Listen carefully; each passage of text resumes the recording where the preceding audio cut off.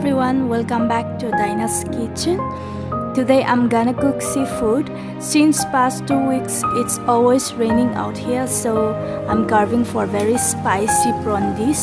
So today I will show you how to cook spicy prawn dish. And everyone, don't forget to subscribe and press the notification bell below in case if you like this recipe. Come, let's go to my kitchen and get started. These are the ingredients for today's recipe.